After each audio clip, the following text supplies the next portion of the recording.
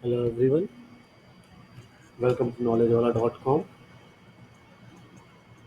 So today I'm going to continue on uh, IBM Cúram Target, which I already explained in my previous video. So IBM build targets. So so there is basically one main command which I forget to explain in my last video. That is called build clean. So what this build clean is doing basically. So build clean is basically removing all your content which are available inside the build folder. So whatever artifacts are generated, it will delete that artifacts from your EJB as well as from build client wherever you are running this command. So suppose you are running this command on your EJB server, then it will clean the content of the build folder from the EJB slash build, and if you are running in web client location, it will clean the build folder content from the web client location. And once you are starting your server or client, it will generate a fresh new artifacts. So clean is very important uh, when you want to generate your artifacts or so when exactly we will be clean, like it is not required every time to run clean server or clean client in your application. So when exactly it matters to run these clean command. So first of all, we always remember whenever you are downloading your code first time in your local computer from DSBN, at time we have to run the clean server as well as clean client, so it will generate fresh artifacts in your local system. Also, sometimes as we are working in multiple modules or multiple releases, we are having multiple repositories in our SVM. And most of the time when we are going for release, we used to merge from the production code in our local development environment, basically the local uh, repository. So suppose we are having release 1, release 2, release 3, release 1 in the production and release 2 into the production next month. So they merge R1 with the R2 and R3 is going on.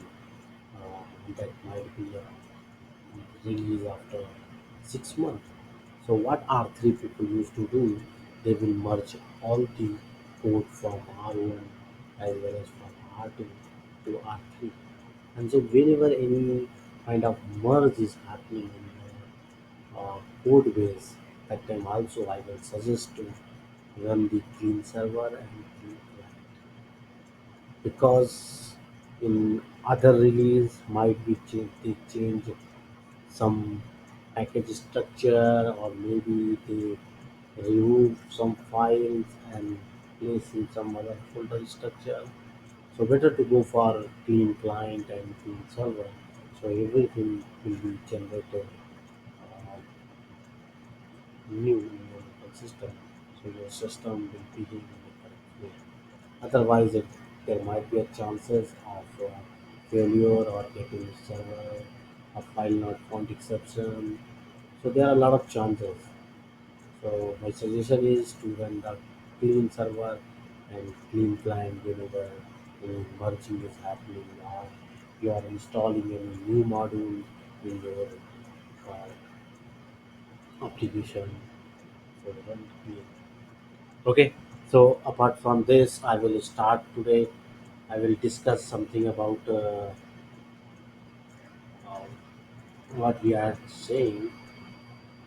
So I will discuss about code table, message file, event generation, and something like model files. What you will do when you are changing anything in model, if you are changing in DNS file, data manager files, and UIM, VIM properties, .xml file, .java file, and also what kind of commands you have to run or you will run when you are changing in application configuration. So I will discuss one by one. So let's start from code table file. So changing in code table. Suppose we are changing in code table. So what kind of changes you have to do? So we can say changing in CTX file. So code table extension is always a .ctx file. Suppose you have one code table that is called ct underscore case status .ctx file, and right now there are a few status like cs1, cs2, and cs3. So this is a backend code. In the representation you can say created, you can say progress, or you can say result, and your client came to you and asking one more status as a closed, and then what you will do? So you have to add this close. So might be I will add one more entry here as a cs4 as close, and so you added your close status in your existing code table that is called ct underscore case status dot ctx file. Then what kind of targets or what kind of build you have to do in order to represent on the presentation layer? So we can say this task is completed. So so whenever you are changing anything in your code table, you have to do the build citizen. So what exactly build citizen is doing? So citizen, build citizen. So build citizen is basically checking your code table from the code table folder which is available under the EJB the folder. So if you are going through EJB, you will get component. Then inside the component, you will get your components like HCR and evidences, code. In the same way, you will have custom where we are putting our code as we are doing customization. So our code will be available here. So what we can do here? So basically, we have to run build build citizen, and what will citizen will generate? So it will generate some kind of artifacts from the ct underscore case status dot ctx file. So that will be a Java file. So what will have in Java file? So in Java file, it will have constant kind of things. So you can use those constant in place of hard coding the code value like CS3, CS1, something. You can use those as a constant from this Java file, and then naming convention. The name of the file will be same as the code table name, and it will also generate a, .sql file. So what SQL file will have? SQL file will have all the insert queries, whatever code you added or it was already available, like CS1, CS2. So it will say there's a one code table, database table, basically code table item. So all the code table related information is going inside this table. So what it will do, it will insert the data inside this table. Also, there is some other dependent file tables are available like code table hierarchy, and maybe there are some more. So it depends. If your code table is a simple code table, then most of the time good data is going inside the good table item table. So all the insert queries will be available on dot SQL file. Also, its name will be like that, ct underscore case status dot SQL file. So you can open that file and you can see those insert queries from that file. And also along with these .java and .sql, it will generate one jar file, and that jar file name will be code table.jar file. So this jar file will be generated, and this jar file is basically being used by your client, or you can say your UIM. Along with this citizen command, you have to run one more command that is called database. So exactly what command you have to run? You have to run basically build citizen, then space database. So why we are running database here? So we are running database to populate those new code in the table called code table items. So in place of database build, you can also do manual work. You can just copy that insert queries which got generated in .sql file and run .sql in your database. So data will be inserted in your database. So it will be available for your representation there. And also we have to run build client. So it will help to pass your code table.jar file in a client side. So your new drop down value will be available on your presentation layer. So this is from a code table side. So in a brief summary, I can say whenever code table changes are required or you are changing anything in your code table, then you have to run build citizen database. If you are okay to run insert queries manually, then you can skip this database command. And in the web client side, you can run build client. Yeah, that's it from put table item changes. Now I'm moving to next topic, next build target, that is called messages file. So what messages file basically doing here? Messages files are nothing but to display message, informational messages whenever it is required on the UIM. So again, this is also required in your client side, as well as these messages are being used from the server side code. So basically, you can say messages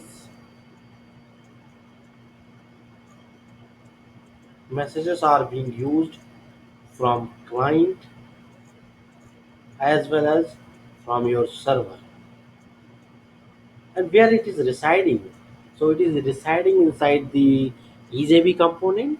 So once you navigate your EJB component, EJB flash component slash custom, then custom is having one folder called messages, and this messages files will be available inside that folder. And its extension is dot XML file. So it will be a XML file. So you can change your existing message, you can add new message, also you can remove your message. So suppose you are changing anything in message file, so what will commands you have to run in order to complete your task? So it will start reflecting on your application. So if you are changing anything in your message file, the first command which you have to run in EJB server side, that is called uh, you can say build msg gen.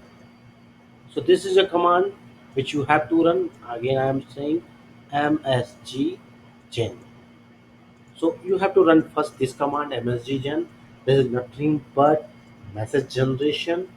and what kind of artifacts it will generate here. So along, as I already explained to you, it is generating a lot of artifacts. Like code table was generating a lot of artifacts, message file is also generating a lot of artifacts. So it will generate your Java file, it will generate dot properties file, and also it will generate one messages dot jar file, and this file will be used by your client side server, so to represent your informational messages. So basically, like your date of birth is there on UIM and you are putting some future date, so it will display one message like date of birth cannot be in the future. So these kind of messages are coming inside the messages files. So you have to run. So what main commands you have to run? I'm going to explain in a very few words. So we have to run build msggen msggen. This is a one command, and here it is not generating any SQL files, so database is not required here. But as our client is going to use this message.jar file, so we have to run build client in our web client side.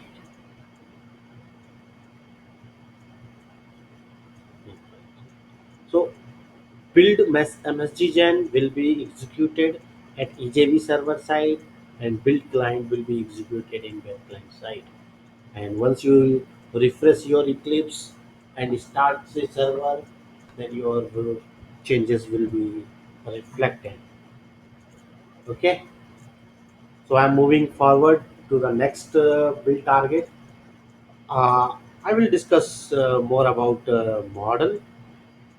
So as everyone knows, we are changing in a model file, and there are some commands, build targets are required to check your model whether your model is being passed or is having some kind of errors. So you can remove those errors, and you can go ahead with the other commands. So model files are basically generating two types of files, that is our emx and dot efx file. So emx will be your parent file, and then it is having a lot of efx files. So whenever you are changing, your efx files will be changed. So there are three layers you can model here. First one is called your facade layer. So you can change something on your facade layer. You can change something on your service layer. Also, you can change on your entity layer. So I will go one by one on these layer changes. So suppose you change anything in your facade layer. So what is facade basically? Facade is just like your classes which are representing and exposed to the client. So if you're changing anything in a facade layer, so what kind of changes you have to do? So suppose you change in your facade layer. So facade layer changes. Suppose you added one new facade layer and some operations on that. So what command you want to run to get those changes in your application, in your code base? So what you can do first, you can run build. You can run build generated. Why I'm running generated in place of server? Because whenever you are modeling any facade class and you are running build server, the build server will fail. because build server is running two things here. One is generated, and then the second one is implemented. Once it will start compiling your generated classes, it will throw exception because it is expecting one handcrafted implementation class, and which is not available in your in, in your code base. So what you have to do basically here, so in order to escape or in order uh, to complete your build in a first step only, what you can do, you can run build generated. So it will extract your classes from the model.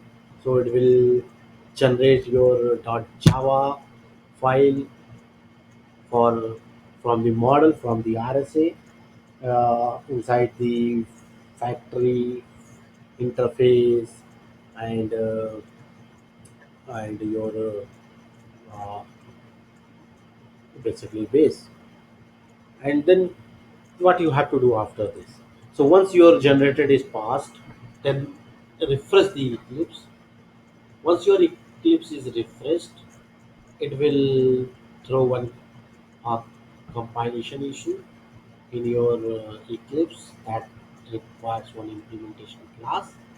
So what you can do, you can just create one implementation class with the default implementation of the methods, and then uh, you can run basically implemented.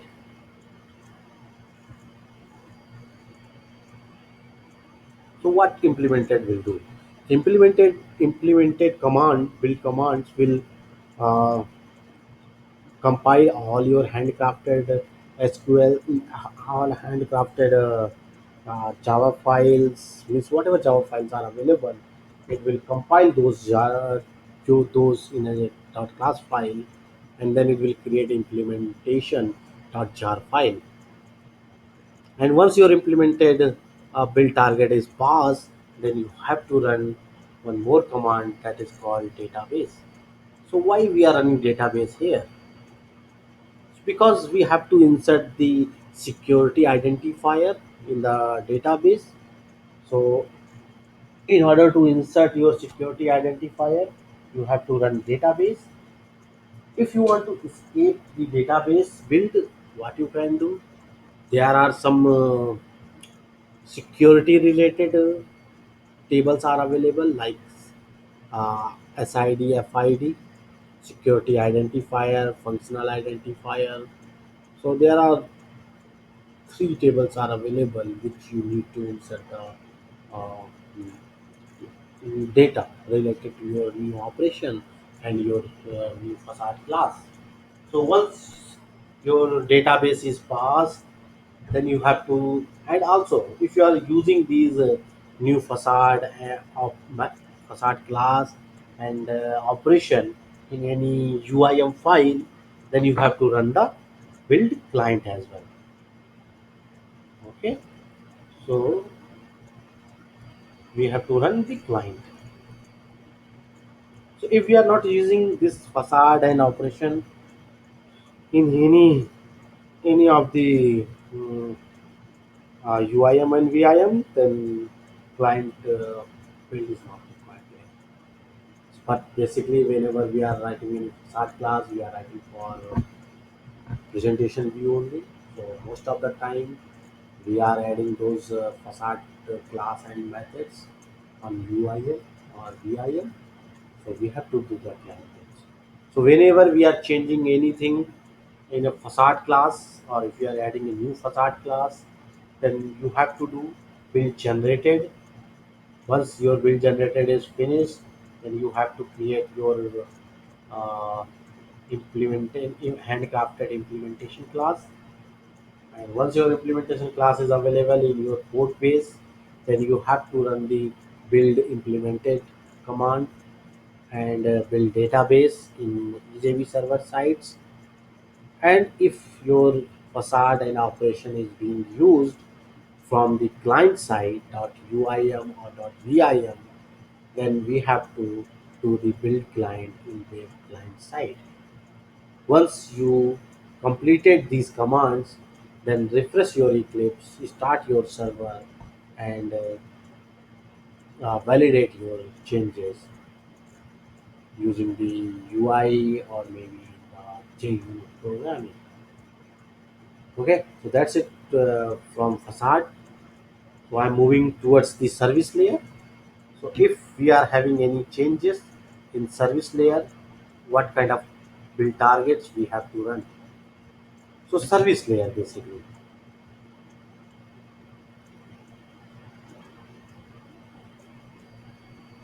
So service layer is not exposed to the client. So whenever we are changing any existing service layer or we are adding any new service layer, what we need to do? So same thing, we have to run the generated command. So why we are running generated class? Because it will once we are saying server, it will fail because it required one handcrafted implementation class. To escape that failure, what we can do, we can run the build generated command. Once build generated command is passed, then we will refresh our Eclipse and we will implement our handcrafted implementation class. And once handcrafted implementation class is available, then we will run implemented build target under the EJB server. And once this implemented is finished, then we are done with our service layer changes, because it is not going to impact anything on database, because we are not supposed to insert security related steps for service layer. So whenever we are changing anything or we are adding any new service layer, we have to do the generated and create the handcrafted implementation class and do the implemented build target. Okay, that's it from service layer. So I'm moving towards the next one, that is called entity.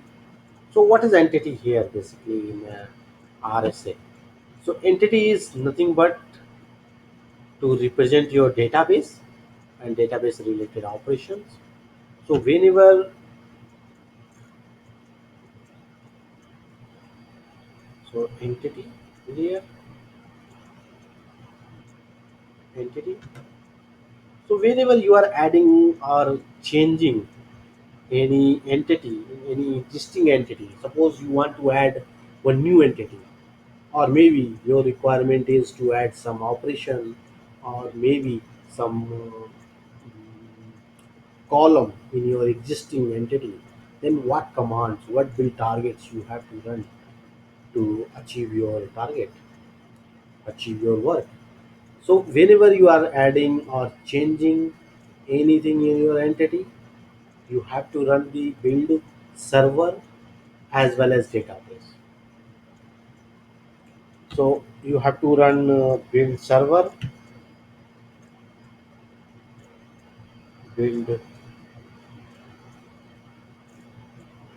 server, and build database in your EJB server side. So why server?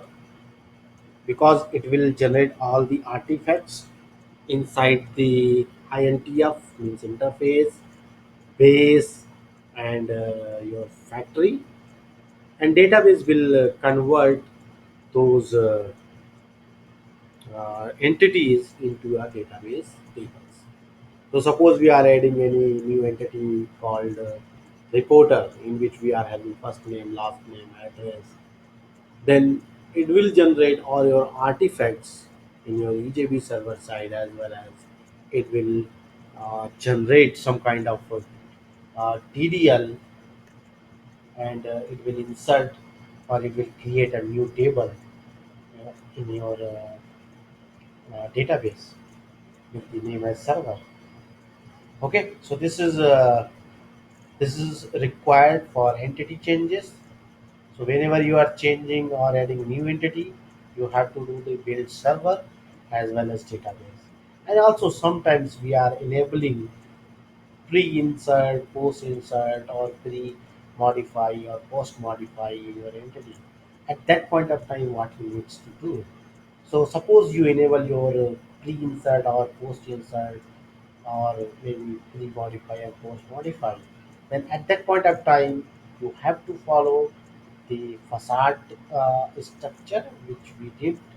Like you have to do the build generated, and once your build generated is passed, refresh the Eclipse, then you will see some kind of comments, errors like your code base required one handcrafted implementation class. Then you have to create your handcrafted implementation class, and once your handcrafted implementation class is available, then we have to run the implemented build command in server sides, and then after that we have to run the database to insert those entities as a database table in your database. That's it from the entity layer. Now I'm moving toward next target, that is called handcrafted Java. So suppose we are adding any new handcrafted Java, like you can add any kind of helper class, you can add any kind of Pojo, setter, getter, or anything. So what kind of commands is required at that point of time? So suppose we have handcrafted Java.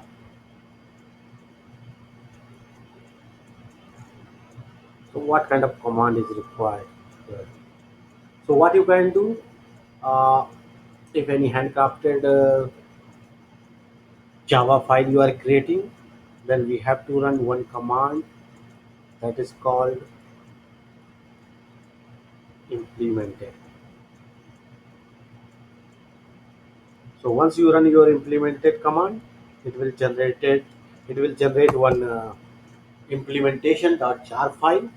So your handcrafted Java file, which will be a .class file, will be available inside this implementation.jar file, and that will be used on application. Okay. Yeah. So that's it from now in my this tutorial. So maybe next tutorial I will come up with next few more build targets like event generation, database manager, application view configuration, client source, and also I will explain something related to Creole rule set changes, sub rule changes. So suppose you change anything in your sub rule set, so what kind of command you need to run to validate and upload to the rule sets. So uh, these topics will be available in my next video. Thanks a lot everyone for watching knowledgewala.com tutorials. Please send your valuable comments to implement or to improve our day-to-day process. Okay, so we are